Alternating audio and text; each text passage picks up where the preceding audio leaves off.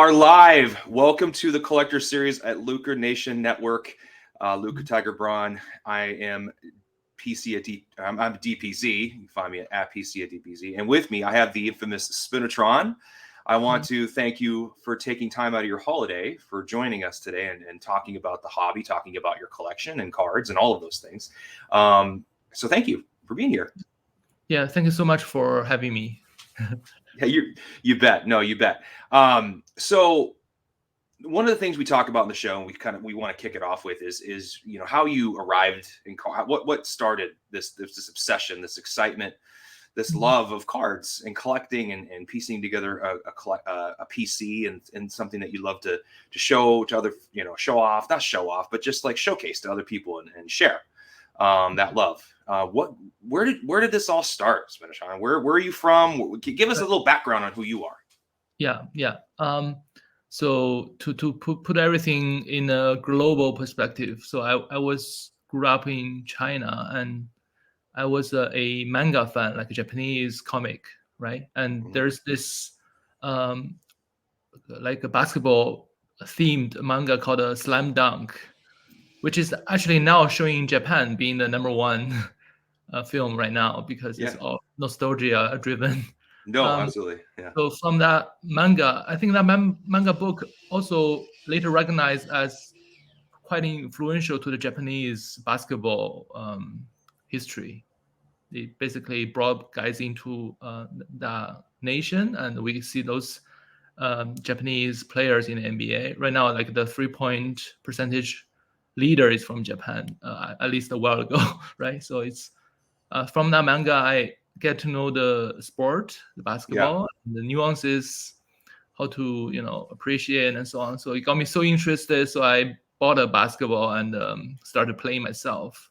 And then I watched the best version from the pro. It's happened to be the Jordan era in the mid to late 90s, right? Mm-hmm. And so I skipped classes to catch the finals, and so everybody did that back then. And then then I also like to follow. Like once I'm into something, I kind of go all in, right? I read the magazines. I go to the website to check out the releases. So on the magazine, there's this ads saying there's a hobby shop in Beijing, the capital of China, and then back then it's quite rare to have kind of imported from the US, right? Those kind of things. So I went there like maybe 3 or 4 times a year and opened some packs.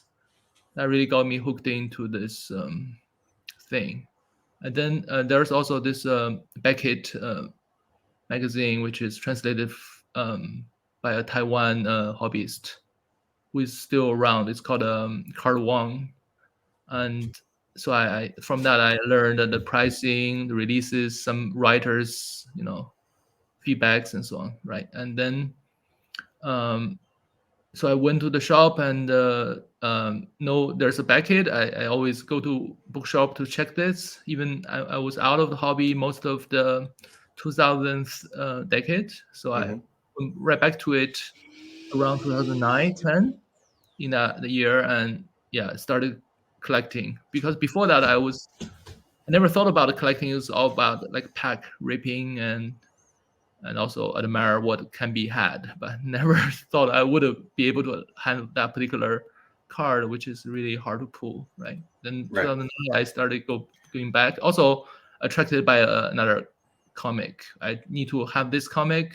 The only way to get it is from eBay, and that started it all. So the 14, 15 years I was collecting from eBay and all sorts of things. Right? That's basically the story. eBay is like, once you discover eBay, it's like, oh boy, and then the floodgates open. I can buy anything from anywhere in the world, and it's pretty exciting. So what was the first memorable purchase, whether it be a comic book? Because we talk about comic books and figurines and action figures, all those types of things in this series. It's not just cards. So what was the first memorable purchase for you, and why?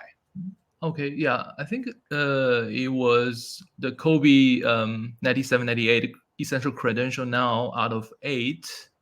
So it's after like learning a bit about what's the best Kobe cards there is, right? I was a Kobe fan, by the way, during the process. So Yeah. I kind of know the PMG green and essential credential now out of 8. Those 2 are the best ones. And then started looking, and so I was on this forum, Hobby Kings and Blowouts. There was a hobbyist who just got one like several months ago, and had a discussion with me, right? And I was very strong out of the gate, so I kind of offered him a price which is 3 times of the purchase price he had.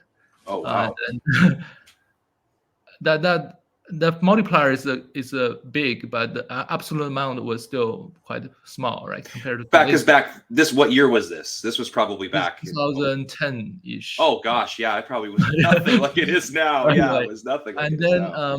So he thought about it. I mean, he's a hardcore Kobe collector and still is, and still has a world-class collection. But maybe he kind of believed in himself he would be able to get another one for cheaper price, so he sold that to me, and so that was quite memorable for me. And that card actually has a lot of history before that. So I learned later that the card was part of a guy who has like maybe 5 to 6 copies of out of 8, right? He's quite a collector, maybe from day one. Wow. And then he sold them super cheap, like 300 each, maybe in 2009, 2008. Slightly before my time. Oh my gosh. That is just sickening to hear right now. Well, I'd spend that in a heartbeat. I'd buy them all. Yeah. No one. That was right after the financial crisis, right? So it's I think the timing is perfect, because right now people are speculating in recession and so on. Yeah. So should keep this in mind. I think it's a perfect example.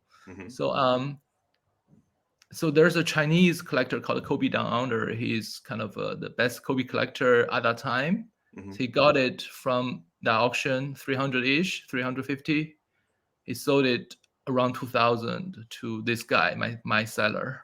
So I offered him like 6,500. So that was like, quite which is a screaming deal right now. By the way, everybody out there listening, it was quite a price, because for 10,000 or 6 to 10,000, you can get anything basically. Right. Yeah.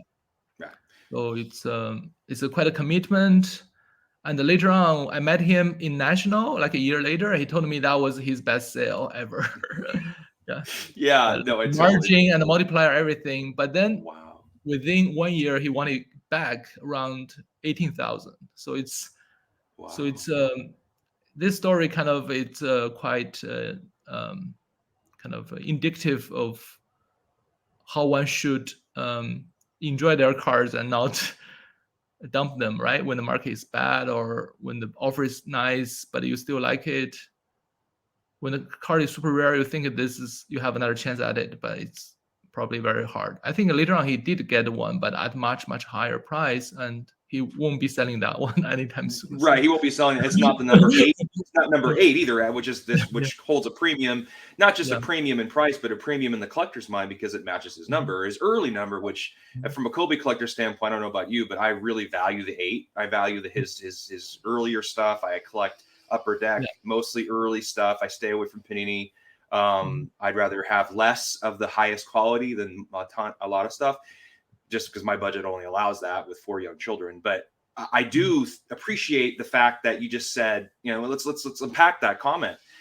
People will sell things in again, donor. I mean, we don't want to make this trivial. I mean, sometimes there's financial needs, and cards are usually the first thing to go, and that makes a ton of sense. You got to take care of your family, you got to take care of your other needs. But when you have a card and you don't necessarily need the money, if you're just selling it because you think you need to sell it, I think it's important. Like you said, you got to keep in mind, if you sell something that's rare or that doesn't come up for sale very often or come out into the wild very often, you might not get it back. And if you do have to get it back, there's probably a lot of other people that want that very same card, and you're going to have to pay a premium for it back, which I've done a couple times, and I've learned my lesson to never do it again, and just kind of look, okay, how many of there are there? Okay, there isn't many, just in general. Be very mindful of that, right? Right. This card has never been sold in the last 12 years, so it's definitely super tough. Wow. I mean, yeah, Essential Credential is a pretty big deal card. I have a Ken last Griffey. Kobe sold like future, like the out of 72. I think already almost like 6 figures last sale. I think it's not in the high grade, which has some premium, but because the credentials is out of $299, right? Just the basic credentials. No, it's the year, not the rookie year. It's the year after, which. Oh, that's the one you're talking about. Okay. Oh, gotcha. Yeah. Okay. Okay. So this card is likely to be a $1 million card right now. Like next time hit the auction block. Wow.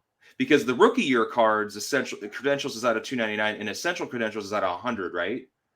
The rookie year, I think for basketball and football is different. Basketball is only the regular is unnumbered. Right, unnumbered. The credential is out of $499.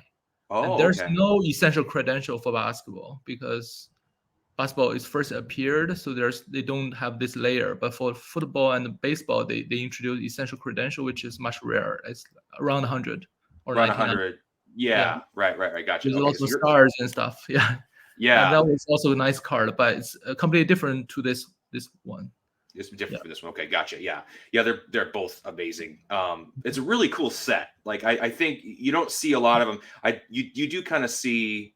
I own a 96, just credentials, Ken Griffey Jr. 9.5, BGS 9.5, because I'm a junior collector as well. And the baseball and football kind of started to follow suit with the essential credentials and the credential lines and all those years. So I felt like that the basketball obviously leads the way. So why Kobe? Why Kobe Bryant for you? What really? Yes, I think, basically I like this kind of, I like the version of basketball, which is kind of, because I was introduced to the style of basketball from this manga book, right? The central character is kind of like a Jordan-esque, right? Like a flair and the skill set and everything. Around that time, Kobe has the swagger, and also it was not like the usual story, right? Usual story is like number one pick coming in, expected to be number one, and meets the expectation. He was like high schooler, from prep to pro, and a lot of people skip him over, right? A lot of this like the Cariquitos, like Anthony Walker, and those guys before him, and then even the Hornets traded him for Divac. Divac was good, but not. He was still very good back then, but still that probably the worst trade ever in sport. And then he has to climb his rank because first year he barely played, and the second year, once he played a little bit, he voted into the All-Star game, right? Then I watched the All-Star game. He basically matched up with Jordan, and the tagline was like the passing of the torch, like Kobe and MJ, and he didn't.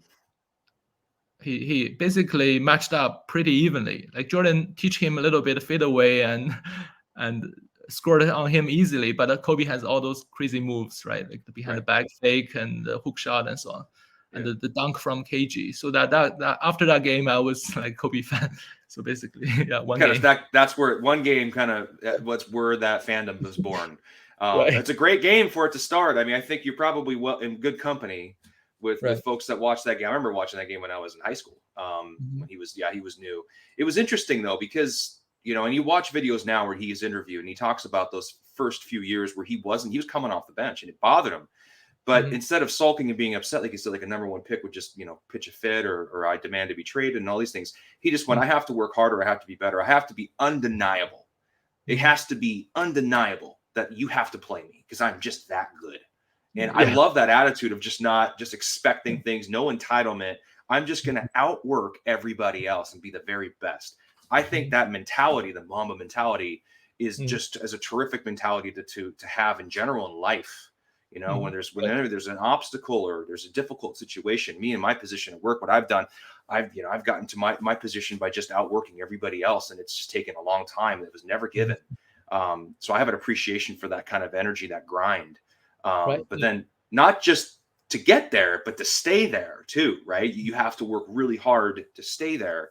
Has to be a sense of urgency. And Kobe possessed all that while he played. And we appreciate it more now later too, because there's so much that he talks about and so much that we can look back to. So you started with that credentials card. Obviously, it's a very big card. So, and you came back. So this comic book, it's called Maga or Maga? Yeah, manga is from the Japanese version. Like Japanese version, Maga. Okay. And that was like, so is there like did you collect those too? Do you have like those encapsulated and okay. graded? Just Right. Yeah, I that's a good question. I have a, I grew up in the 90s era, where not only the basketball cards are the height, but also the Japanese manga were the best, right? If you vote like all time. And so there's like a Saint Seiya, like the one series. I bought it for my son. I collected the whole, but I bought the English version. I bought the whole set individually. It's like a set collecting. Yeah. Certain volume are super hard. Like you have to spend, like, I remember $200 on one volume. Right. Because it's not to be found anywhere, and you have to buy from a certain seller who has a huge price, right?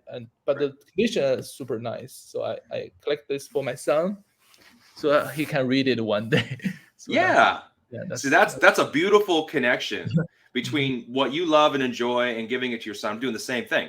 And it's exciting, like when your son's going to be into Kobe, he's going to be into the manga, he's going to be reading those and going, this is why Dad appreciates Kobe. This is what kind of, this is the origin of my dad's love of cards and comics and basketball for the most part. So you get into Kobe, you read in those books. Now, is it harder to get the Japanese version of that series?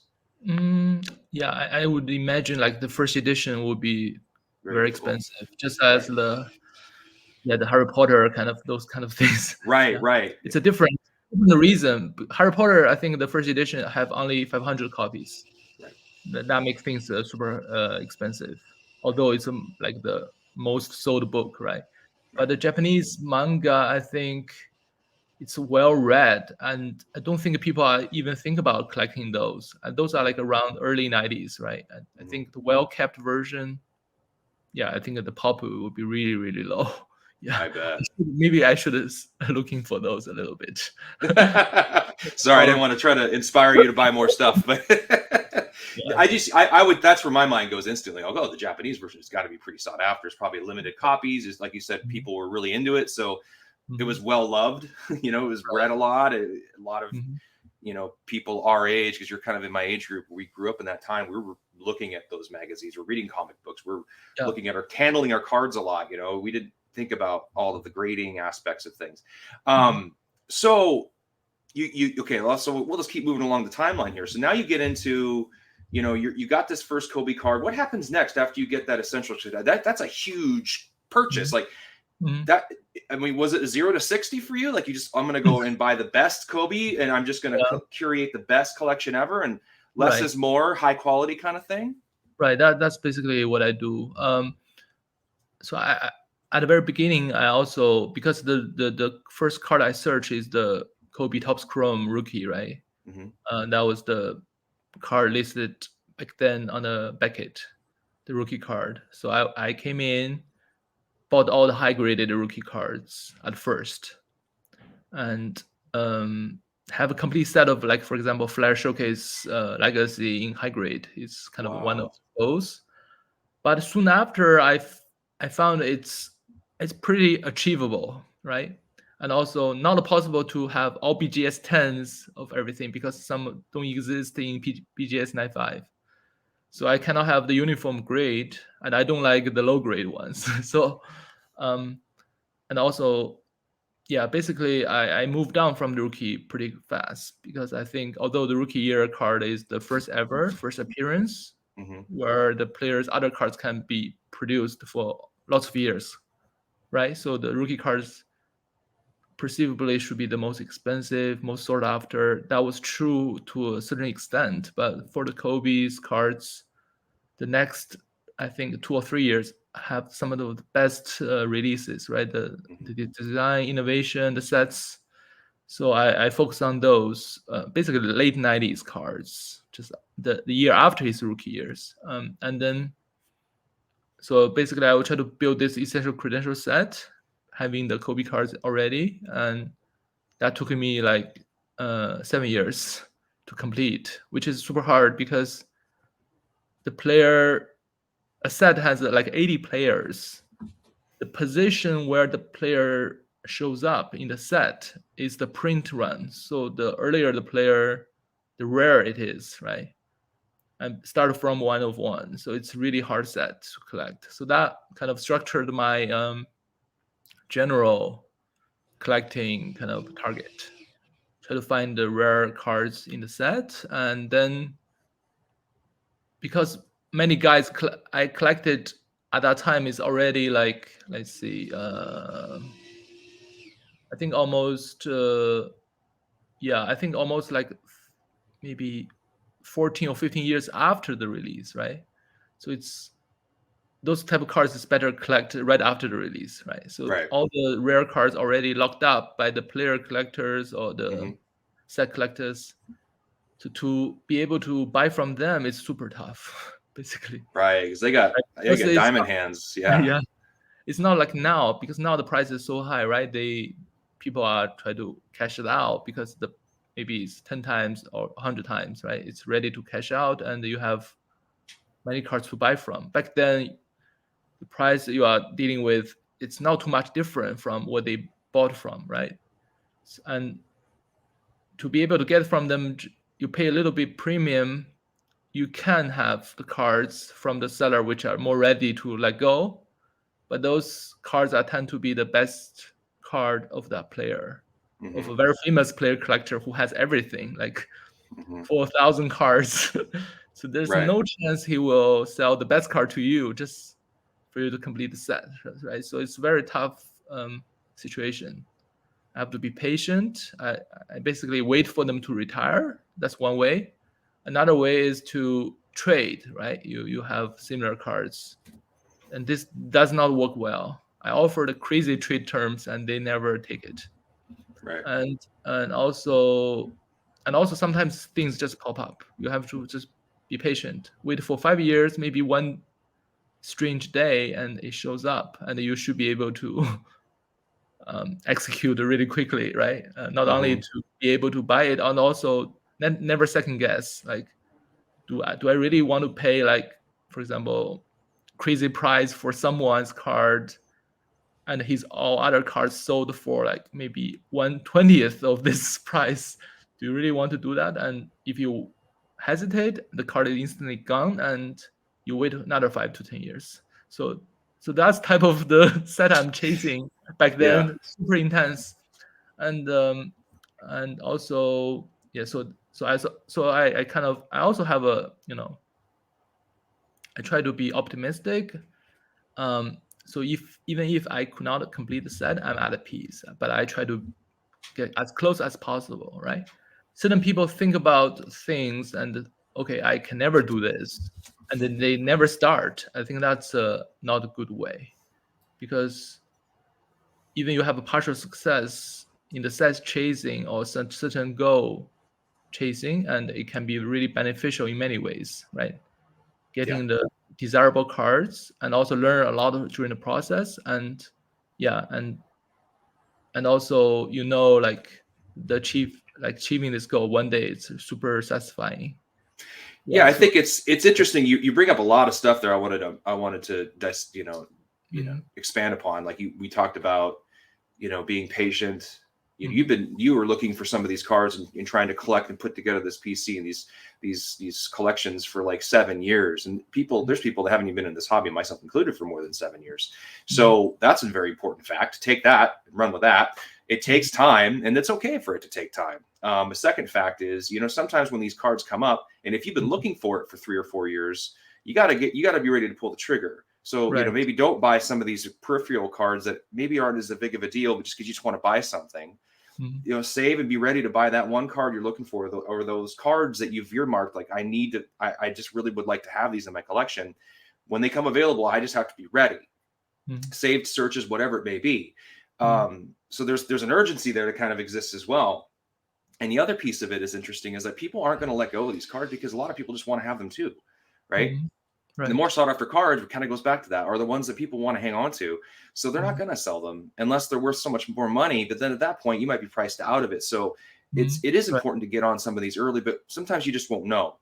Mhm. But I Right. think a lot of these folks were just collecting these cards because they wanted them.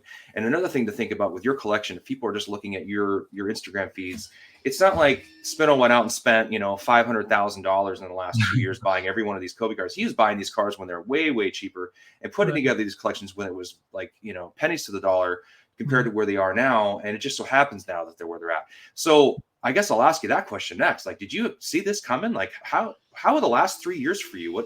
How did you Okay. navigate those last 3 years? What's that been like? Right. Yeah.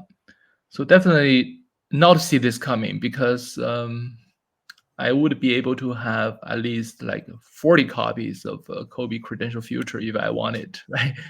Each now is selling like 50,000 or plus, right? That would get me retired instantly. But Yeah. um, so I think one of the things I need to say is that I'm not like well funded as people thought I was. So I have a finite budget and always have to create budget somehow, right? And also push myself, like spend less here and try to have this. Right. And I think it's all I centered on cards than everything else. Hmm.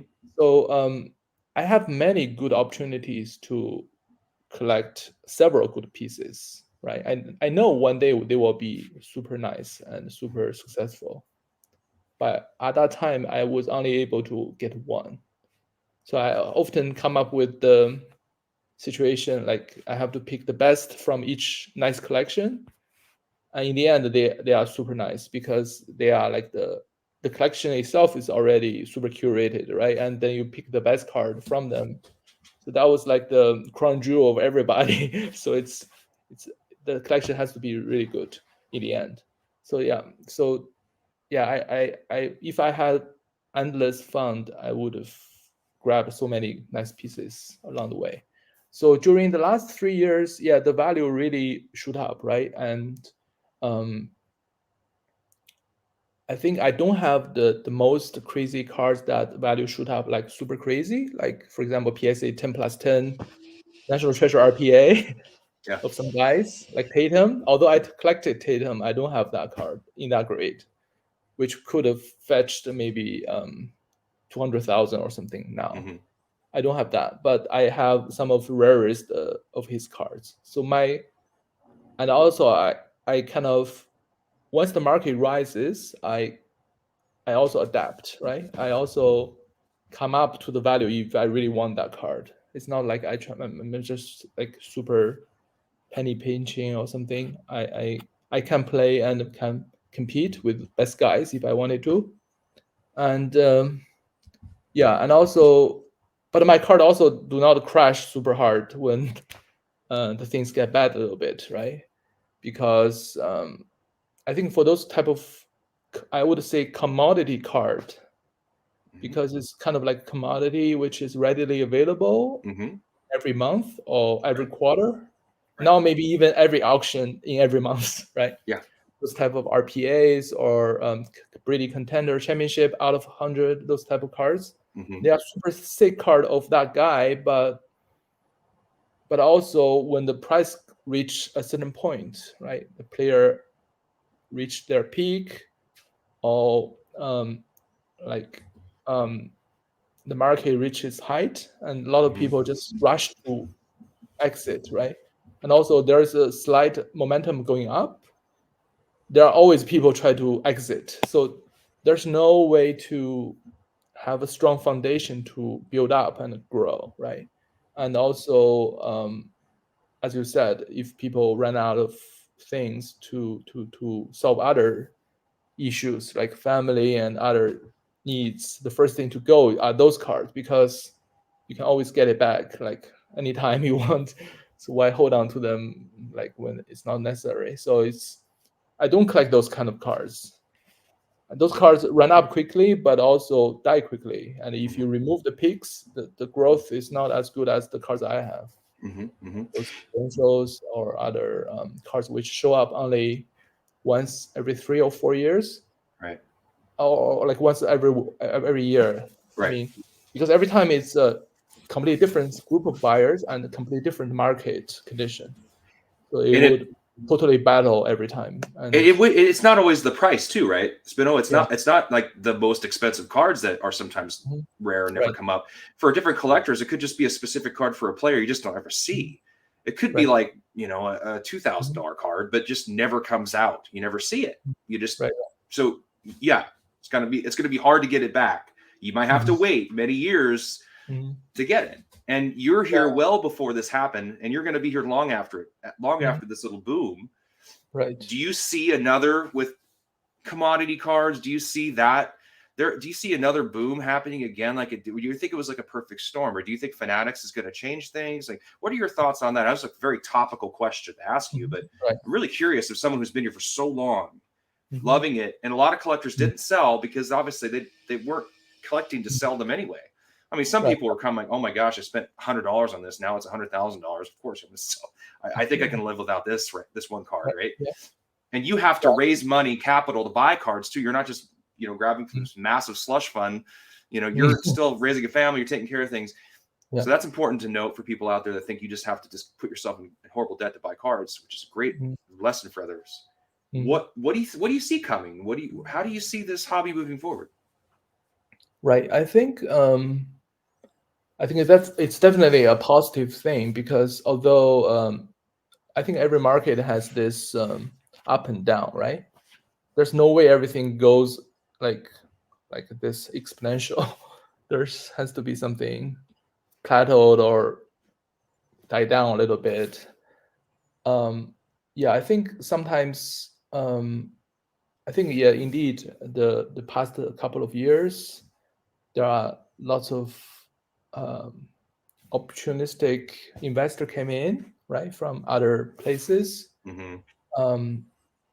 Because I think the investment is kind of this type of culture right now, right? Side hustle, investment, passive income, this type of thing these days. A lot of podcasts, lots of social content on this. So people are very mindful what's the opportunity are, and they look at the data and see the cards are the best appreciating assets class among all, right? So they definitely come in and try to do this. But then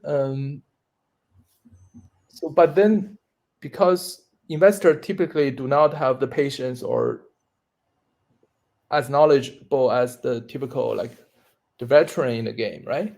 But they have their own, I think they think differently, but they have their own kind of skill set or the way to analyze situations, which can be good. So the prices, I think there's some market and perception discrepancies, right? We think this car shouldn't be this high, but this so cheap, why people didn't get this, and so on. This happens a lot. And then I think gradually, I think it's very, the cards are very kind of sentimental, at least to me. I think I talked to so many people, they feel the same. There are certain cards they really like and feel attached to it, and the process of chasing it is also, because the more difficult for you to get it, the more valuable it is to you, right? The less likely you get rid of it. So this type of thing is inheriting cards, but not in other type of investment, right? Stocks or watches, bags or comics, they are more like readily replaceable somehow.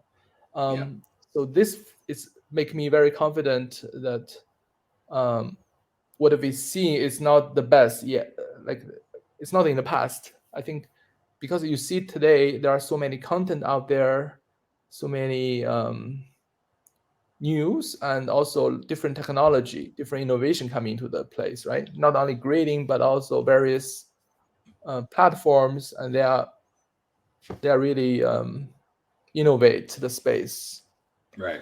Which is completely different to even 3 years ago. So with those in place, things are getting better and have a more reach outside.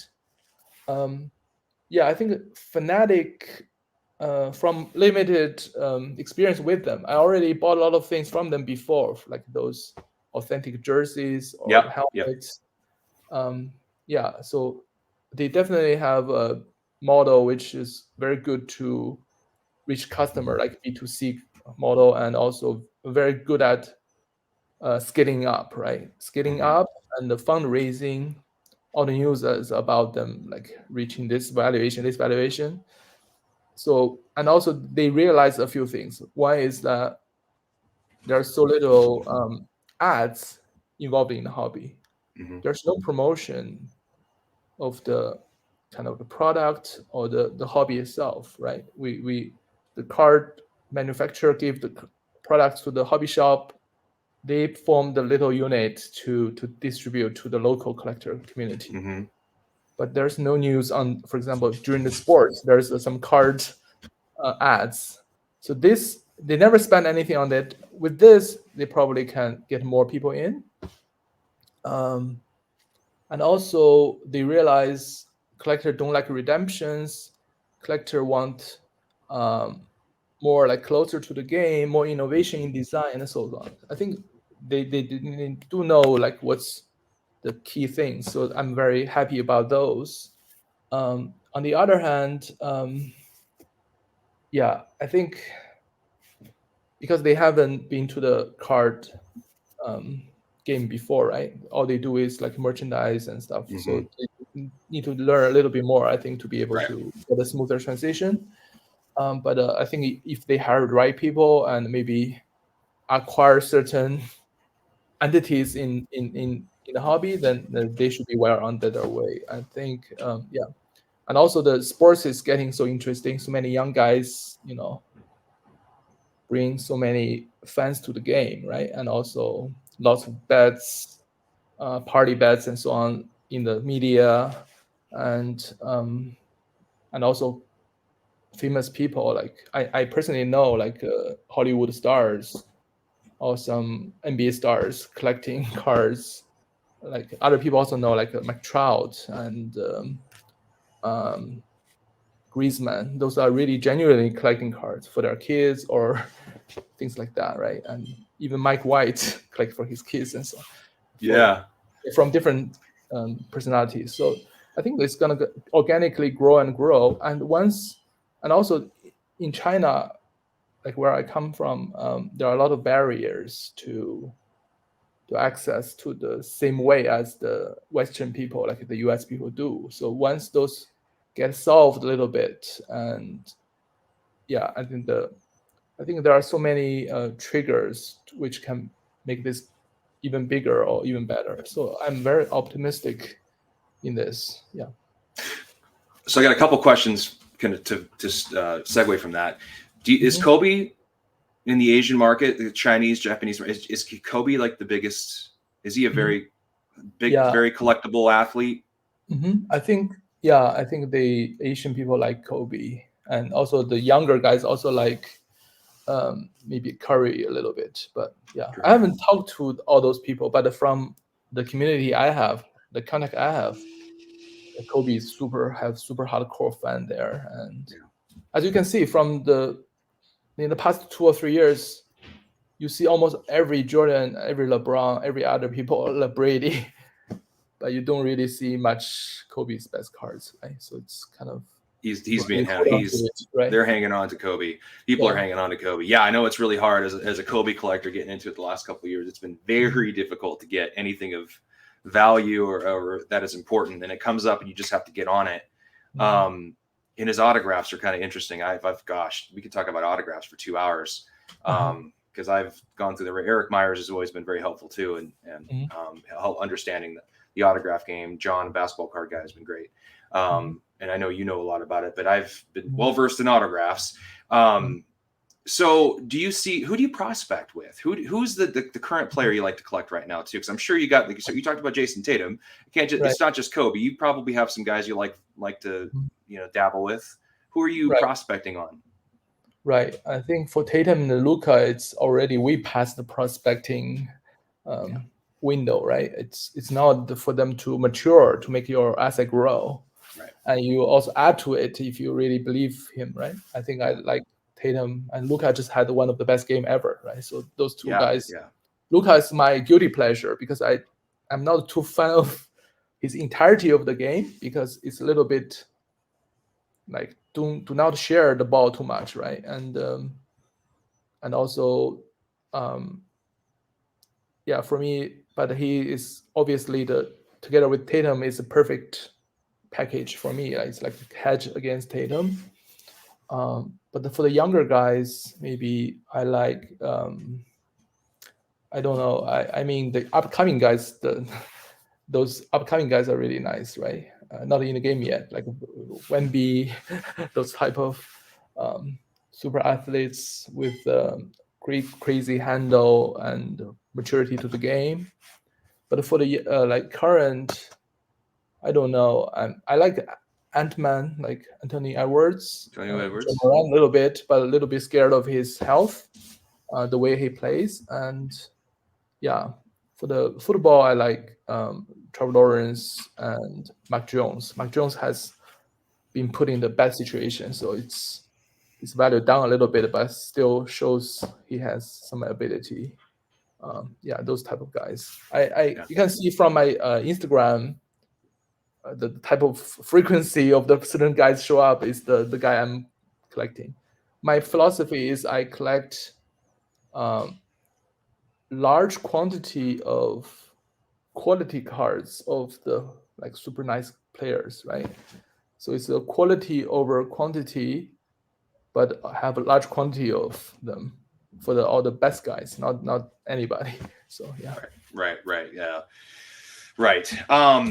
So let's dive into the final question. What the exciting question? The question is going to really teach us the most about Spino and his collecting and what he values most. You have to exit your home quickly. You got to get out of there. Your children, your family are safe. Okay, they're out. They're safe. Your animals, everybody's safe. But you got to grab something. Last thing you grab is your most precious collectibles, whether it be comics, figures, cards. What are you taking with you? And let's however many you can fit in your hands. Let's say 10-ish, maybe something like that. I see. Yeah, because all my cards are stored away. Like let's pretend they're all with you for some reason. All with me, then yeah, I think those cards that actually I have a story. Maybe I can quickly share. No, you can share as much as you want. Yeah, absolutely. I have this story I might have written somewhere, but I kind of relocate from I think from Germany. No. I relocate from France to the US, right? Due to my work situation. So I always brought a pack of cards with me. Like some of them are like emergency cards, like I can sell to raise fund. Some of them are really, really special card. I put in the bank and I want to check out from time to time. So I have those kind of cards with me. I took a cruise around Europe and then visited Charlie Chaplin's hometown a little bit. And those cards are in my bag, right? I visit, the car somehow was not locked. But I somehow, the pack of cards traveled from big suitcase to my bag and so on. So the day I think I put it into the big suitcase, not in the bag anymore, just for that day. And that day, the car was not locked. People take away all the smaller, easier to carry suitcases. So I almost lost all the best cars I have. Wow. Like the Kobe Green, Jordan Game Jersey Auto, those super rare credentials. So I'm very grateful, for I'm still able to have those. So let's do this then. Let's do this then. What was in that? Let's do this because this will make it easier. What was in that case of cards that you almost lost that you just like to have with you to look at from time to time, no matter where you go? Right. Yeah, I think that's walk me through those cards. Yeah, I think I have in that case like first maybe 5 or 6 essential credentials in there, like of Kobe. And also, yeah, like the set, like first 4 or 5, which are like out of 1, out of 2, out of 3, so those super rare ones, and also the Kobe Green and Jordan Game Jersey Auto, those type of things all in there, like the early acquisition and some of the very hard, like the top of the list of that player. But I can answer the question. But I just want to share you the. Oh, that's fine. Yeah, you can Yeah, answer I it. mean, like what you Keep say, but going. I can answer your question now. Totally. Yeah. I like, maybe let me choose 5 cards, Yeah, right? 5. So maybe the Tom Brady Shield Auto 95, like only one in the Upper Deck era. So that was very important Tom Brady card. To me, it's the best Tom Brady card I have. So Which one was that again? The Ultimate Shield Auto Upper Deck of Tom Brady. So I think that's his best card, not only my, but also his best card. So I want that one. Maybe the Kobe Green 1 out of 10, because that was kind of the moment where I feel my Kobe collection was complete, and the chase of that card is super hard. I wasn't able to find it from the existing collectors. I have to from the one that is ready to sell randomly somewhere, right? So I got that one. It's 1 out of 10, so it's the first ever made. And maybe the Kobe credential out of 8 I just told you about, that was kind of brought along all the other chases with me. And maybe the Tatum like logo man, like I have somehow yeah, the immaculate rookie logo man autograph. Its natural treasure is not put, flawless was sold before. So yeah, so this to me is, I also like the immaculate the best, so it's kind of fitting. So how many I have? 1, 2, 3, 4, maybe one more. Maybe someone recent. Yeah, I think in the past year I acquired a Kobe Ultimate horizontal, like auto patch 8 out of 8. So it's the first Kobe auto patch card. There are 3 of them. This is the 3rd one released, but it's the first horizontal and first machine stamped. It's a jersey number, and the patch is very nice. It took me so much effort to acquire this card, so that plays a role. And also, I have several 8 out of 8 important Kobe cards, including exquisite number pieces and other 8 out of 8. So this one was the last one which fits the group. So that also kind of have some sentimental values. So those 5 probably I can grab in one hand. Grab it and go. So, Spino, what would be any advice you'd have for folks in the hobby right now that are watching this program, that are going, I want to stay in the space, I want to collect, I want to put together a PC, I want to do this differently, or I'm enjoying things, or maybe I'm just on the fence. What would be your advice to them? Right. Yeah, I think you have to. For me, I like collecting is all about rarity, right? Collecting the first ever, at least to me. So you should be able to know what's the rarest first ever of some very important, significant card of the guy you like. Then start from there, right? You might not be able to get it, but you know what your target is. It's not like collecting is not about like I'm gonna spend a certain amount of money this week, and that never gets you the things you want, right? And also, I don't know. I think you need to be, because there are so many noises out there right now, right? From different people, different content. Some of it, because there are so many stories, so many narratives can be told from some stats, right? I can tell you with no lies contained completely two different narratives of certain, read from the data, right? So basically it's very subjective to the storyteller, right? To the version he wants to tell. So some of it can be informative, entertaining, but you have to be able to, because some of them, that's their content, that's their daily grind, right? Their job, their clicks, their way to get a sponsorship and so on. So they have to do that for their, it's kind of like a sports news like broadcaster. They have to come up with stories to make this story interesting. But you have to be able to tell your own analysis and stay true to your feelings. Like you like this card, although it's not like the most well liked card. I think the card I like the most, when I post them, they don't necessarily get most likes or most comments, but I'm fine with that, right? So you have to be able to do your own analysis, and also try to talk to some people to learn from them, right? At the very beginning of my collecting, I benefited from talking to two very nice guys in different areas, and they are very willing to like share and encourage me along the way, right? Sometimes you have to overpay certain things. It's good to have some people to bounce the idea from. Like, Yeah. It's not easy because sometimes it could be a competitor or could be part of the seller group and so on. So, but yeah, you have to. I mean, it's very interesting experience, right? From collecting, I know so many people in a different city. I already know like a couple of guys in that city to meet up, and when I travel, and you meet people from different professions, sometimes they give you insights which you don't know, right? And also the collecting is a medium where you can use it to learn other things because you have experience from this.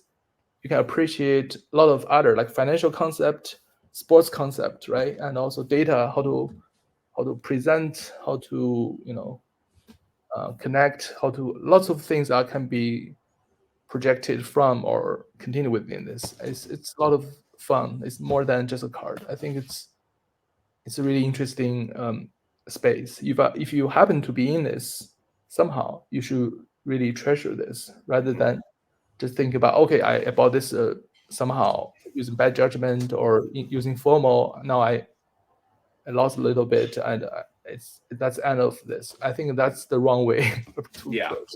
Everyone Yeah. has something like this, but you should, think more positively and take the global picture. Yeah. So. Right. It's the community, and you make great points about Mhm. learning about the card or or the player or the type of what to look for, what to target. Sometimes you just don't know when you're new in the space or when you're kind of navigating your way through the space. It's great to have people in the community you can turn to ask questions. I do that a Mhm. lot. I ask Eric Myers a lot Mhm. of questions. I'll probably Mhm. start asking you questions about Kobe cards. Sure. Yeah, it's good to know. Maybe some of these are a little bit more prevalent than we think. Some of, especially the non-numbered ones, where you just really don't know how many there are. It's Mhm. always good to know, like, yeah, is this one of the ones you want to target? Because there's just so many of certain cards, and you don't want to get into the commodity and overpay for something. So, Right. lean on your community, lean on your experts in the collector, Mhm. people that have been doing this for a while. I think that's Mhm. important information. So, when you were first learning that, where did you go to learn? I know we're asking a last question here, but Mhm. where were you going to learn about what cards to target and what were the best cards? Right, right. I think back then the forum is more kind of more popular, and for the 90s, there was a one guy who's doing kind of analysis on various things. He documented every sale that is above 500 back then for years and years, and do a lot of secondary analysis. So that was way ahead of the game, right? Before Right, that, right, and right, he's right. extremely knowledgeable, and he has a crazy collection also. So that was the guy I learned a lot of from. There was a little bit of period where he's very pro market, and but I saw different aspect to it, right? There are records he's keep reporting, but there are certain things going down. He's not complete with his picture. There are some friction, and we don't talk to each other for a little bit. But now we reconnect. And he said one day, like during some more confrontation, that like one day we'll sit back and look at this thing. It's quite funny. Like this, it's that what happened in the past is nothing, right? But it's Yeah. exactly as he said. We connect. Maybe we will be able to meet him in person. He's actually in Germany. And then another guy is when I started, I want to collect the exquisite auto patch cards, Hmm. collecting the set, and someone who is also very active and helpful just sent me a DM saying that this set is already dead before you started because someone controlled the super rare cards and so on. So from that we communicate almost daily. It's like a kind of like pen pal or something. Like wrote so much emails back and forth, and yeah. So once you have someone like this, it's very helpful. And but it's not easy to find this kind of person these days. Yeah. Also, you have to be careful, you don't know someone, and but I think, at least for me, like I have a conscience. I don't tell things I don't believe in, right? I don't misrepresenting things. If people have some questions, I can try to help, right, within my ability to manage, or can direct to certain guys who are more knowledgeable than me. Yeah. Well, this program is teaching us. This series is teaching us, all the great people that are there and willing to help and are there to answer questions and DMs if collectors have them. Obviously, they have limited time, but people in this hobby, there are people in this hobby that are looking out for the well-being of others and not just trying to make money. So I really appreciate you taking some time, especially out of your holiday, Spino, to be a part of this series. This has been tremendous. A lot of great information we've learned. Thank you so much for joining us today. For creating this series. Yeah. Looking forward to the other episodes. Okay. Yeah, no, definitely. We got some really great people. I'm learning a ton. I'm hoping others are learning a lot too. If you haven't already, subscribe to Luca Nation Network, hit that subscribe button, hit the like button, share. Go follow Spinotron. Well, he's got some great cards he shares regularly. They're a lot of fun to look at. You can learn a lot from this guy. Listen to this episode on repeat if you need to, because there's a lot of great nuggets in there, great collecting advices and all those types of things that can help you curate the collection and do it in a way that's, providential from a financial standpoint. And just for, it's fun. It's exciting to wait for that card. You don't have to always go grab it right away. I mean, it kind of takes the chase, right? The chase is half the fun is trying to find the card, and some of the friendships and relationships you develop locating the card are exciting as well. So thanks again for joining us. Again, you can follow me at PC with DPZ. Yeah, at Spinotron if you want to follow this awesome guy. Thanks for joining us today. Everybody have a great rest of your day and hope you enjoy the episode.